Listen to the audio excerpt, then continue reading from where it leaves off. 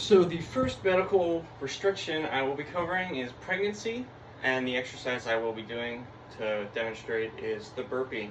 Now, according to the CDC, about 25 to 40 pounds can be added during pregnancy, and that is a lot of weight to add on top of any exercise, no matter who you are. Now, the burpee, I feel, can be extremely difficult because it does include you getting down, doing a push-up, jumping, and for a pregnant woman that can, one, be very dangerous, and two, be very difficult because of that limited motion, added weight. I think that would just be difficult for anyone with 40 pounds of weight added onto them.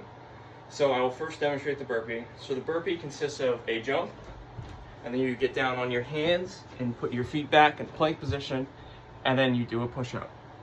And then you come back up, and you jump and repeat. Now, I'm sure as you can see, with being pregnant, with most of the weight being added in the stomach area, but that's not to say it isn't added in other areas, getting down as little as that on your hands and feet can become very difficult with that range of motion restriction. So I'm first going to eliminate that.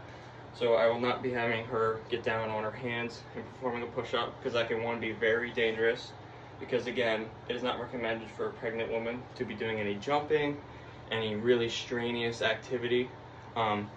And then two, like I said, they should not jump, so I will not be having her jump, because that can also be very harmful and raise blood pressure and stuff like that. So what the variation I will be doing, I will be facing the wall, because you will need a wall. So if you find a wall anywhere, I will first have her do a little standing, raise arms. That's going to add a little bit, and raise the arms. Then I want you to go down to the wall, and I'll, depending on what level of difficulty she would prefer, you can go completely standing and do the push-up, but if you want it to become a little more difficult, she can back her feet away from the wall a little bit and then perform the push-up again. Now that's one, gonna eliminate getting down to the ground, because like I said, this range of motion, getting down on your hands, is going to be restricted a ton, and then the jump is really gonna cause a lot of strenuous activity. Another example, or another change you can do, if the wall becomes a little too easy for her, and she feels that she can perform better, and you feel that it is safe for her to do a different variation of the exercise, she can do the stand again. During none of this, I'm not going to have her jump at all, because that can be very dangerous for both her and the baby. She will then raise her arms, get down into the chair. This is a chair. You can use any resources around you, a bed, a bench, anything you can find. Be careful depending on the chair. This one has wheels, so it has the possibility of sliding out. So she's going to do the jump, or do the arms up, and she's going to get on the chair. Now she can either stay here, since it is a little more difficult, since it is at a lower incline, or if she is able, she can go down, do the push-up, come back up to her feet, and raise her arms. Once again, this is all going to vary depending on how far she is along, what she is able to do, what you feel is safe. Obviously, this whole time, I'm going to be watching, making sure she is comfortable and safe doing these exercises. But those are a few variations that you can do if you are pregnant with that weight added and the restricted. Now, the second medical restriction that I will be demonstrating is knee pain. Now, according to the National Institute of Health, about 25% of adults are affected by knee pain. So that means most likely you will run into knee pain very frequently, since that is 1/4 of the adult population. So it is very needed and good for you to understand how to modify exercises. One of those being the leg extension, which is the one I will be demonstrating. Now first, the leg extension is, I don't have a leg extension machine, you'll find it in most gyms. It is where you would put a padded bar along your shins, and you can vary the weight depending on your strength level. And all you would do is you would sit back in a bench or seat like this, put the pad across your shins, and you would extend your legs forward, which would be working the quads, and then you would bring it back down, and then you would repeat that over and over with a certain weight that you're comfortable with.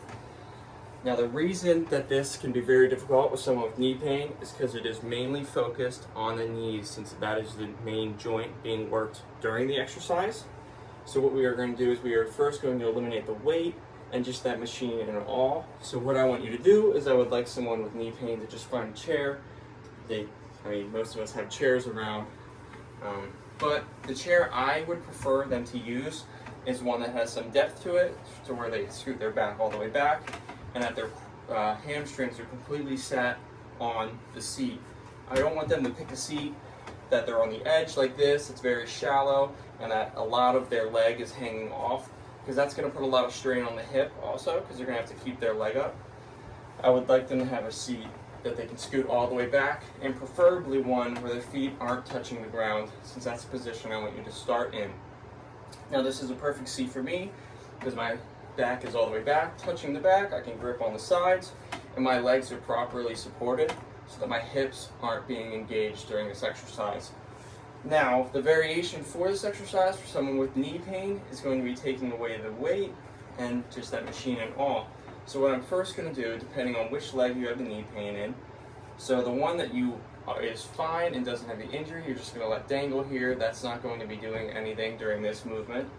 And let's say my left knee is the one that's injured. Instead of having weight and doing this and really engaging those knee joints, we're going to have no weight, and we're just going to extend our knee in front of us and then come back down, and then extend it in front of us again and then come back down. And you can repeat that for 10 to 12 reps.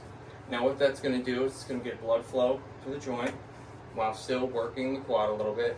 And then you're not going to get the hypertrophy and the big pump that you might want from this exercise, but the goal of it is just to get blood flow to the knee and kind of work it a little bit as you heal. And then once this movement becomes a little bit easier, you can increase reps. Now we're not going to add weight as soon as you start to find this movement becomes a little easier, because we don't want to re-injure that knee. So we just want to keep that knee active. We want to get a little bit of blood flow to the knee. This is going to be a lot easier than that machine. Now over time, this exercise will hopefully become a lot easier if your injury starts to subside. Now then, at that point, what you could do is you could get into the machine, the leg extension machine. You can take no weight on the actual pad, on where you'll change the weight. Most of those machines can go to 0 weight or as little as 5 pounds. So if that's as low as you can go, you can do 5 pounds. And we'll just start to get a little bit of that restriction on the knee, which is also going to help strengthen that joint and then work your quads simultaneously.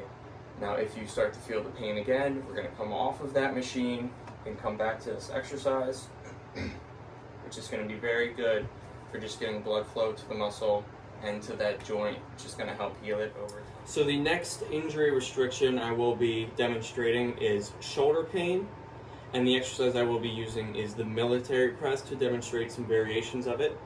According to the National Institute of Health, once again, about 14 to 26% of adults experience shoulder pain. Now, once again, you might run into this pretty frequently. From my experience, many people have shoulder pain, and even in our class, 2 out of all our students said they did experience some extreme shoulder pain to the point where they would lose all mobility for a few days. Now, since it's that common, it is much needed for you to know how to adapt and have certain variations to all exercises. Now, like I said, I will be showing the military press. Now, first I will demonstrate what the military press is.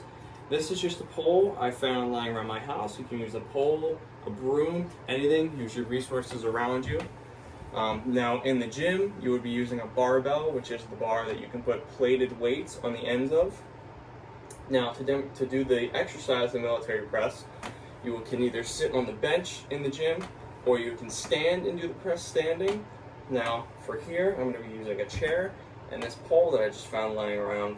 So you're going to put your hands about shoulder width apart, maybe a little bit farther out, depending on how comfortable your shoulders feel and how extreme your injury is. And then you would just press up and push your head through, and then come back down, and then push your head up again and through. Now, for people experiencing shoulder pain, that can be a very difficult movement because of the elbow flexion. You might be going out, which is flaring your elbows out and causing more shoulder pain, or the range of motion may just not be able for that person depending on their injury, because each is different. Now, the variation that you can do is with a pole that you can find at your house, or you won't need a pole, which is what I'll show you later.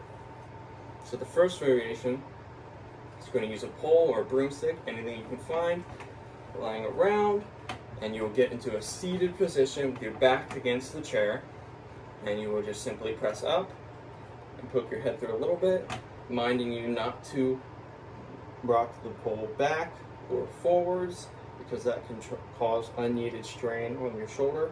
And then come back down to about 90, and then go back up. Now, if you find that coming down your shoulder is restricted and I start to experience a little bit of pain here, I'll simply come back up from that point and not push past it, because that can promote further injury, which we do not want with this exercise. So I'll come down, feeling a little bit of pain here, I'll go back up. Down, a little bit of pain, going back up. Now what this is going to do is this is going to get a little blood flow to the joint, which is key for healing most injuries. But it's really going to start to open up your range of motion, get your shoulder feeling a little better to hopefully get into the actual military press. But like I said, you don't need a pole, a broom, or anything to do this exercise. Another way you can do it is just use your arms, get your hands into the position you would with a pole, so about maybe shoulder width apart, maybe a little bit further, and then you can press up, reminding you not to rock your elbows back too far, keep them forward, kind of parallel with your body, a little bit in front, so we really focus on not pushing our elbows back, going up, and coming back down, but not past 90, because that can promote a lot of injury in the shoulder, which is where most shoulder injuries come from my experience. And you come up and come back down. I'm feeling a little bit of pain here, let's say. I'm coming back up. I'm not pushing past it because we don't want to create a further injury. But that is just a few variations that you can do with shoulder pain. And like I said, you can also stand and do all these exercises